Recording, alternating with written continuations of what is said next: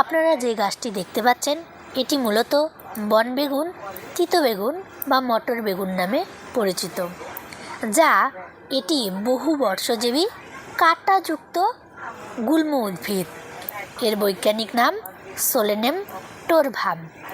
এটি ভেষজ সমৃদ্ধ একটি উদ্ভিদ, যার পাতা ও ফল কৃমিনাশক, হজম শক্তি বৃদ্ধিকারী এবং গ্যাস্ট্রিকের সমস্যা কমাতে অত্যন্ত কার্যকরী। এর উচ্চ ফাইবার ও অ্যান্টিঅক্সিডেন্ট উপাদান ডায়াবেটিস ও হৃদরোগে প্রতিরোধেও সহায়ক। এই শীতে হাঁটুতে প্রচণ্ড ব্যথা হলে ও ফুলে গেলে এই ক্যান্টিকরি বা বনবেগুন ও সজনে পাতার পেস্ট তৈরি করে সেই ফোলা অংশে প্রলেপ লাগালে সহজেই ব্যথা থেকে মুক্তি পাবেন। আমাদের ভিডিওটি যদি ভালো লাগে অবশ্যই like, comment, share and subscribe করে দেবেন।